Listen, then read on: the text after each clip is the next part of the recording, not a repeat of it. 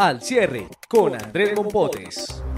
Hola, saludos cordiales. Hoy es martes 23 de octubre de 2018. Estamos aquí en la sala de redacción del Tiempo, listos para grabar Al Cierre, el podcast con el que ustedes ya saben, analizamos las causas y las consecuencias de los temas más importantes del día. Y esta agenda informativa nos lleva hoy a analizar por qué hay horas cruciales y definitivas en la JEP para dos exjefes de las FARC, cuáles son las nuevas funcionalidades de WhatsApp que están llamando la atención en el mundo. Vamos a hablar de la caída de las bolsas y también del efecto que estas tienen en Colombia y de lo que viene en el escándalo del periodista saudí asesinado en Estambul. Soy Andrés Mompotes, subdirector de Información del Tiempo. Comenzamos. La clave de las noticias. Y empezamos con el tema clave. Estamos con Marisol Gómez, editora de Justicia del Tiempo, porque hay horas cruciales en la JEP. Horas cruciales y definitivas para los jefes o los exjefes de la guerrilla de las FARC, que tienen que manifestar claramente si están o no están en el proceso de reincorporación, en el proceso de paz. Dos nombres básicos en esta pregunta que hoy tiene que ver con qué hacen o en qué andan dos personas, Iván Márquez y alias El Paisa. Hoy se tendría que resolver eso y en este momento, a la hora en que grabamos este podcast, la JEP sigue reunida resolviendo qué hacer en estos casos. Marisol Gómez, ¿qué ha pasado en las últimas horas y qué se puede prever en este caso? Pues Andrés, lo que digamos el tiempo sabe, aunque tengamos en cuenta que en contados instantes habrá una rueda de prensa desde la Jurisdicción Especial para la Paz, lo que el tiempo sabe es que hasta el final del día se había anunciado la llegada de un informe de Iván Márquez a través de su abogado, pero no se sabía nada del Paisa. Lo que se estaba, digamos, previendo era que pues el Paisa sería el primer ex jefe de las FARC en tener una apertura de incidente de incumplimiento. ¿Esto qué quiere decir? Que ahí le abren una especie de mini proceso en el que tendría derecho a explicar por qué estuvo ausente. De todo caso, lo que muestra es que él va a mantener el silencio y en ese caso lo que sigue para él simplemente es una orden de captura, el paso a la justicia ordinaria y por supuesto por la pérdida de todos los beneficios. Un dato interesante hoy, Andrés, es que Romaña, que no se presentó en el anterior llamado, hoy presentó muy juicioso un informe de 50 páginas. ¿A través de un abogado? Exactamente, es uno de los perdidos, nadie sabe dónde anda, pero a través de su abogado, junto con Rodrigo Londoño Timochenko y Fabián Ramírez, otros dos importantes jefes de esta exguerrilla, presentaron informes de más o menos 50 páginas cada uno, con CDs, cada uno explicando qué responsabilidad tienen en los secuestros que les atribuyen, porque hay que recordar, Andrés, que la JEP a cada uno de los secuestros que le atribuía a la Fiscalía a cada uno, pues a cada uno le entregó su propio paquete y cada uno tenía que responder sobre eso. Hubo otros 12 que muy temprano dijeron que pidieron una prórroga porque no tienen defensa. ¿Quiénes son? Son otros guerrilleros de perfil desconocido, pero entre ellos, digamos, el más conocido es Alape. Ellos presentaron informe diciendo que en este momento pues no estaban listos para presentarlo, pero también el comisionado para la paz hizo un anuncio importante y es que ya el gobierno va a destinar 2.500 millones de pesos para organizar el sistema autónomo de defensa de la JEP, que como usted sabe, Andrés, digamos, debe poner abogados. En la justicia ordinaria serían como abogados de oficio para quienes no tienen pero dinero para pagar. Marisol, pero entonces, pongámonos en el escenario en el que no llegan un jefe o dos jefes. A esta hora, las informaciones que usted tiene señalan que ese jefe que no llegaría sería el Paisa. Ese mini proceso del cual usted habla, ¿cuánto tiempo transcurre antes de que se haga efectiva una orden de captura para poderlo perseguir? Pues el tiempo lo pone exactamente la JEP. ¿Por qué? Porque abre el incidente de incumplimiento, se lo notifica al guerrillero o al abogado del guerrillero o lo hace público para que el guerrillero se entere, y si el guerrillero contesta, pues también lo controvierte, como en cualquier mini proceso, digamos, judicial, lo controvierte, pero todo indica que el Paisa está perdido, que no responde. Pues es la tercera vez que él hace un... ¿Por qué le pregunto eso, Marisol? Porque hoy el presidente Iván Duque, desde Bruselas, hizo un llamado para que de la manera más rápida se diga, bueno, ¿en qué están estas personas? para poder usar la autoridad sobre ellas. Pues precisamente me parece importante que el presidente Duque se haya pronunciado pidiéndole a la JEP rapidez en las decisiones. ¿Por qué? Porque aunque también es un sistema garantista como el que tiene Colombia, pues la Justicia Especial para la Paz ha despertado mucha expectativa, Andrés, y el país quiere saber qué va a pasar con los que cada rato están, se aparecen a través de abogado o finalmente no aparecen. Entonces le está pidiendo celeridad a la JEP para tomar decisiones y prácticamente le está diciendo, pues, quien no aparece, pues dé ya una noticia sobre los que no van a aparecer y ratifique si van a estar o no. Y otra cosa importante, Andrés, es que en todo caso la Justicia para la Paz pues tiene, digamos, toda la autonomía para poner el tiempo y puede ser corto o largo. Y entonces lo que yo sí sé es que la Sala de Reconocimiento de Verdad, que es la que está recibiendo todos los informes, la mayoría de los magistrados ya están de acuerdo en que para quien no se presentó hoy debe haber incidente de incumplimiento y ya hay gente que tiene un pie afuera de la Justicia para la Paz. Una pregunta final, Marisol. Si el paisa está por fuera y lo declaran por fuera del proceso, ¿él tiene la capacidad de crear un grupo disidente? ¿Qué información tienen las autoridades sobre eso? Pues yo creo que sí, Andrés, porque hay que recordarle al país que era el jefe de la Teófilo Forero, la columna élite de las FARC, la que cometió los grandes ataques, la que hizo los secuestros en zonas urbanas como Neiva. Usted se acordará del caso de un edificio que fue atacado en la noche por la Teófilo Forero. O sea, la que cometió los grandes crímenes, digamos, de las FARC en términos militares, tenía la mayor capacidad, pero sobre todo el armamento más sofisticado y la mayor preparación. Era una columna móvil que precisamente era móvil por eso, porque la necesitaban en el lugar distinto dependiendo del crimen más fuerte que fueran a cometer. Entonces, obviamente es un hombre con capacidad, conocimiento y adicionalmente, Andrés, no hay que olvidar, un hombre muy relacionado también con el narcotráfico, que hoy se dice, Andrés, que estaría en Arauca y que, bueno, la pregunta que hay que hacer es si se va a pasar a Venezuela. Marisol, muchas gracias. Escucha Padres sin Instrucciones, el nuevo podcast del Tiempo. Todo lo que nos pasa como papás desde el día en que empezamos a hacerlo. La cifra del día. Y en la cifra del día continuamos con Mauricio Galindo, editor de Economía. Vamos a hablar de lo que se generó en el precio del dólar en Colombia por cuenta de la caída de las bolsas hoy en el mundo. El dólar subió alrededor de 23 pesos, está por encima de los 3.100 pesos, superó esa barrera. Y tiene que ver con eso que pasó en la negociación de las grandes acciones en el planeta. ¿Por qué se dio esto hoy, Mauricio? Bueno, hoy fue un día de los turbulentos en los mercados. Hay preocupación en Europa por el presupuesto y el déficit de Italia que afecta al euro.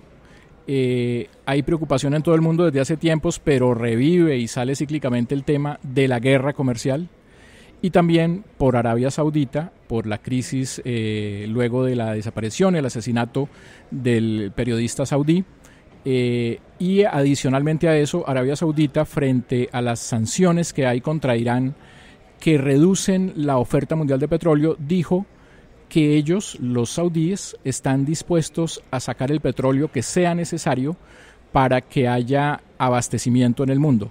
Eso hizo que cayera hoy el petróleo, cayó 4%. Entonces, como vemos, se juntó de todo en los mercados. ¿Cuál es el efecto aquí en Colombia más palpable? Tuvimos el dólar en el precio más alto de los últimos 23 meses. Mañana la TRM va a estar a 3.110 pesos, que es el nivel más alto desde noviembre del 2016. ¿Y qué puede pasar de aquí a finalizar el año, Mauricio? Recuerdo cuando empezamos aquí estas grabaciones analizando la agenda informativa al comienzo del 2018 y algunos creían que íbamos a terminar con un dólar de menos de 3.000 pesos. ¿Eso ya se ve como un imposible?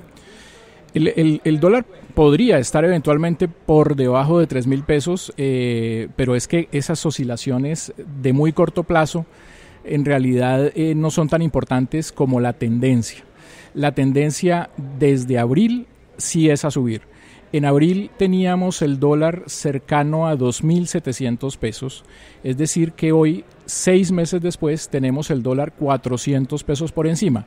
En ese lapso de 6 meses Ha habido oscilaciones, días en que sube mucho, días en que baja mucho, pero en la tendencia tenemos una ganancia acumulada del dólar en Colombia de 400 pesos y esa acumulación seguramente en el mediano plazo se va a mantener, mientras el tema de fondo, que no lo habíamos mencionado, es el de las tasas de interés en Estados Unidos, que vienen subiendo, las tasas de la Reserva Federal vienen subiendo, y eso está presionando en todo el mundo a que el dólar se venga fortaleciendo.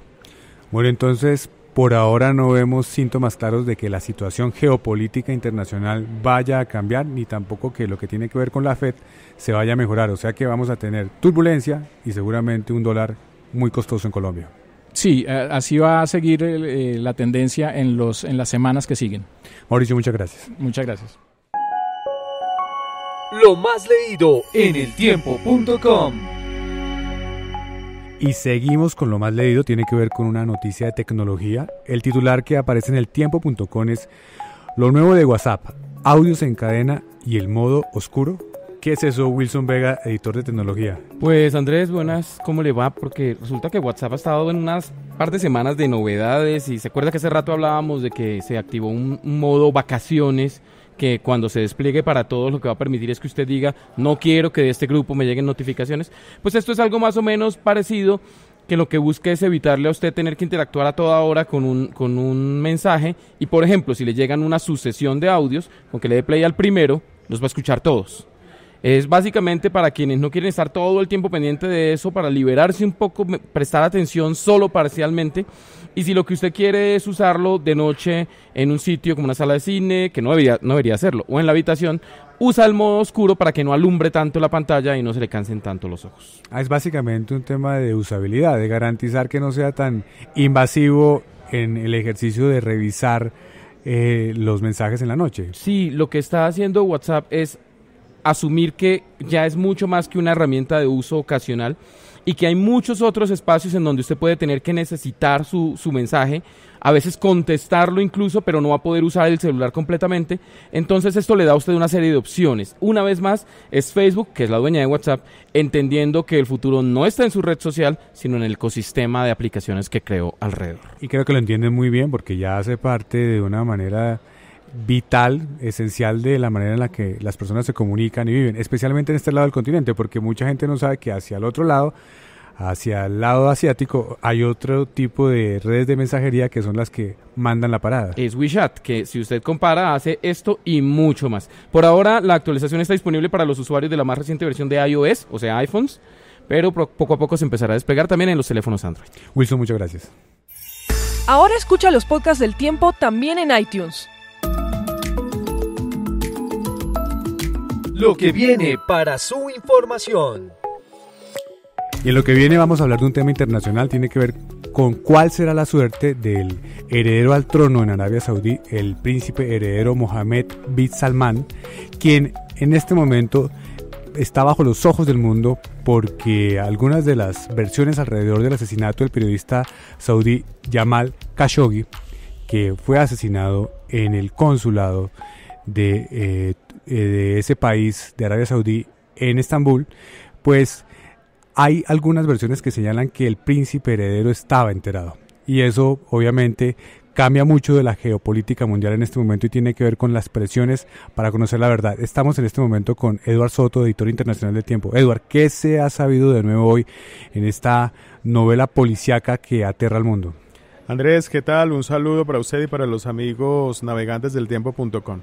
Hoy ha habido algunos detalles nuevos, reveladores, que le suman un poco más de drama a esta novela que ya cumple 2 semanas.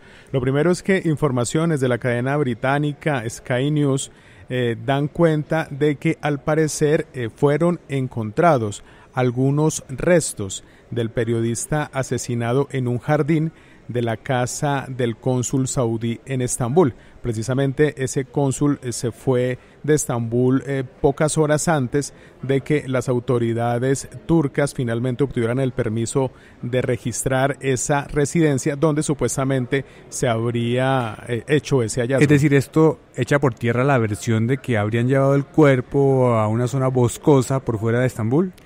Echa por tierra esa versión y también echa por tierra la versión de que probablemente estaba los restos metidos en sacos dentro de un automóvil. Sin embargo, ninguna fuente oficial ha confirmado aún esta versión de Sky News. Solamente el portavoz de la primera ministra británica dijo que estaba enterada de esas últimas informaciones que le parecían absolutamente perturbadoras, lo que de alguna manera avala que los gobiernos europeos están creyendo que la versión de Sky News es cierta.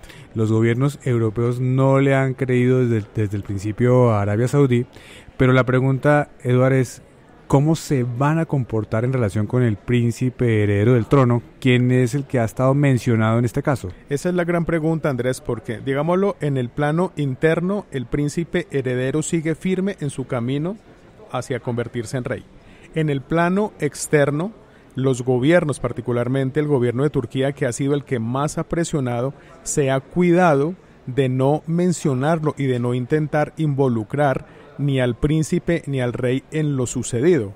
Ahora bien, las últimas informaciones también dan cuenta que uno de los supuestos autores del asesinato llamó hasta 4 veces desde el consulado saudí en Estambul al despacho del asistente personal del príncipe heredero, por lo cual se hace muy difícil creer que el príncipe lo llamó no en el estaba momento enterado. en el que ocurrió la retención y el asesinato del periodista. Exactamente, en esas horas que duró el periodista, digámoslo así, desaparecido dentro de las instalaciones del consulado, llegaron esas llamadas al despacho de uno de las manos derechas del príncipe heredero. Entonces no se cree mucho que él no supiera. Sin embargo, los países, dada la importancia geopolítica como usted lo menciona, el hecho de que Arabia Saudí es un actor tan importante en la economía mundial, porque cualquier gesto que se haga desde ese país puede hacer incrementar de manera perjudicial los precios del petróleo. Lo vimos hoy. Sí, las bolsas cayeron por un anuncio de Arabia Saudí en relación con la producción petrolera. Entonces todo el mundo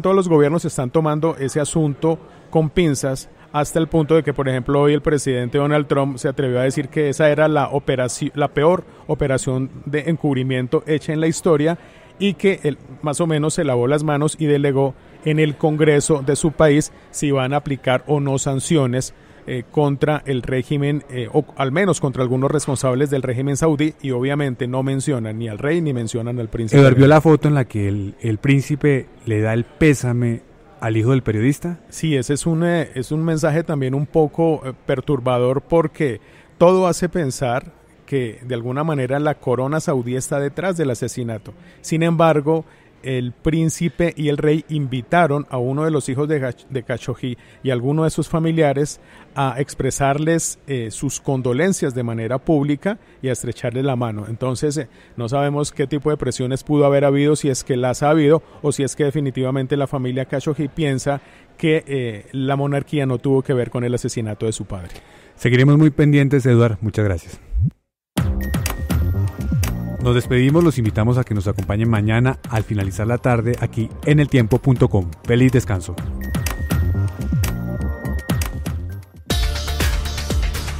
Escucha otros podcasts de El Tiempo ingresando a www.eltiempo.com/podcast.